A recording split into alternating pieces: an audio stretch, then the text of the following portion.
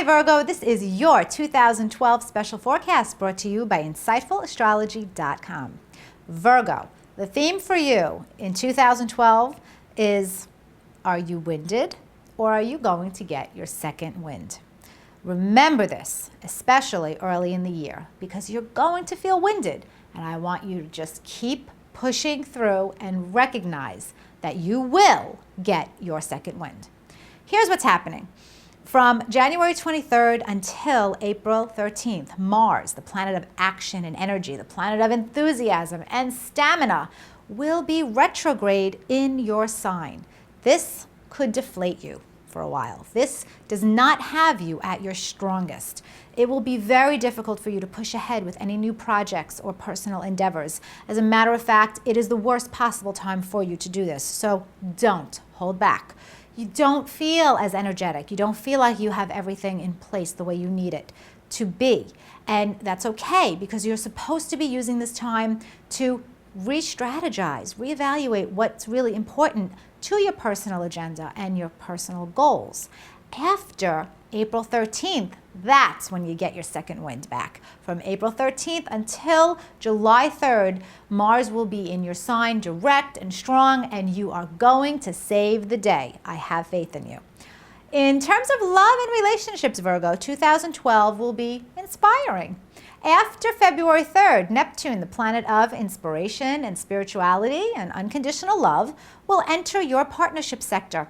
Neptune's going to be here for a long time, many years, so get used to this feeling of enchantment, of being spellbound in love, and befuddled. You do have the potential for being duped when Neptune is in your 7th house of partnership. Funny thing is, you're not going to know it right away. You're going to see fairy tale romance. And it could very well be that you have found that fairy tale romance. So don't think that every love relationship will end in disappointment or despair. It's just that you have to keep your eyes open and do your best to see your mate with clarity. Usually you're so good at this, but when Neptune is influencing your 7th house, that might elude you for a while. When it comes to career, there's lots going on. After June 11th, Jupiter, the planet of expansion and abundance, will enter your 10th house. And you have a once in 12-year cycle of incredible opportunities for career. Use them well. Jupiter will then be in your sign for the rest of 2012. You can really make things happen. You might not feel it at first, though. That's because from May 15th until June 27th, Venus, the planet of money and harmony, will be retrograde in your 10th house. So that Venus energy is counteracting the Jupiter energy at the beginning, but it will all work out. There's an important solar eclipse on May 20th that will also fall in your 10th house. This eclipse happens during that Venus retrograde cycle, and you're going to be going back to an old professional matter that probably has to do with a female or with money, and you're going to have to reevaluate things, renegotiate things, see where you stand. There's going to be a new opportunity that comes out of it thanks to that solar eclipse. There's a lunar eclipse in your 10th house on November 28th, and you're going to see some finishing touches happening now in career matters. You're really working hard this year to make the most of career success, and you will have many opportunities coming to you, I promise. Just wait until after Venus turns direct and Jupiter is going strong in your 10th house, and you'll see them happening towards the end of June into early July.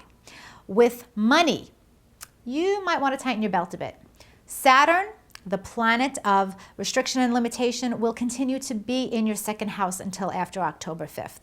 So don't make mindless expenditures. You're going to regret them. You probably already know this. You've had Saturn in your 2nd house for a while now, and you're used to this energy.